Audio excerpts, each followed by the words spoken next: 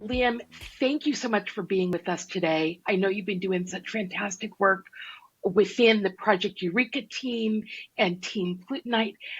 Can you introduce yourself and tell us a little bit about you? My name is Liam Alexiou. I'm the 3D artist on Team Plutonite. I'm a game design and development student, and I've been doing 3D art for about 12-ish years now. I started game design in Roblox as a kid, as a kind of escape from the world, and I loved the creativity that you could express. And I came to RIT because at the time of applying, RIT was the #1 game design studio or game design degree in the US. Can you share with us a little bit about your hopes, dreams, aspirations for going into game development? I like making games. I like making things in general. I do a lot of handcrafted art, not particularly good at it, but I still enjoy making it. At the end of the day, my goal is to make someone's favorite game. It doesn't have to be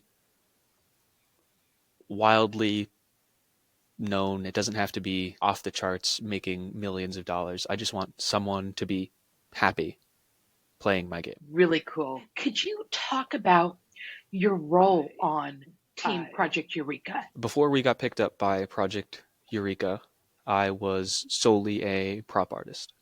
As soon as we got picked up by Project Eureka, I became the sole artist in charge of environment props, character props, texturing, lighting, etc. My personal goals for Project Eureka were to try and make the space feel livable.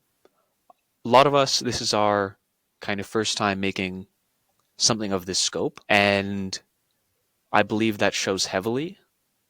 But I'd say at the end of the day, with the State of Matter game, I want it to look nice, look believable. The most rewarding part for me was getting experience developing terrain, the ranged enemy and melee enemy model, as well as the texturing.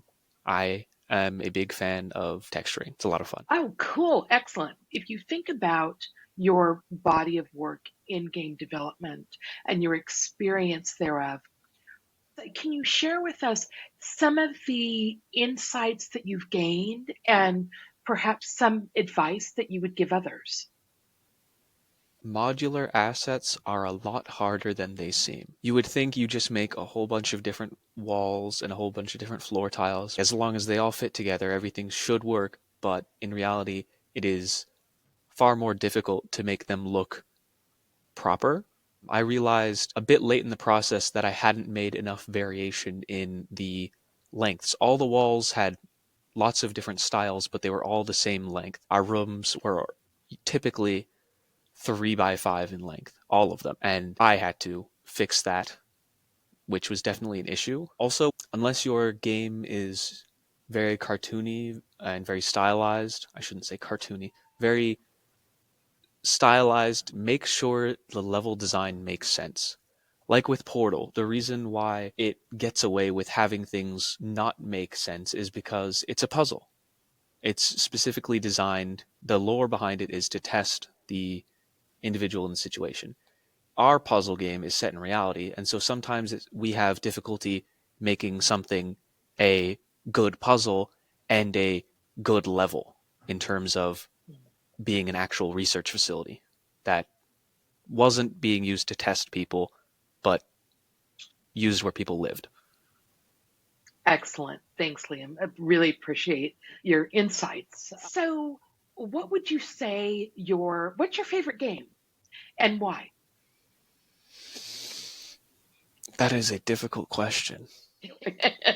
You're not alone. I would say my favorite game of all time so far is Mordhau, which is a medieval sword fighting game. Okay. Excellent.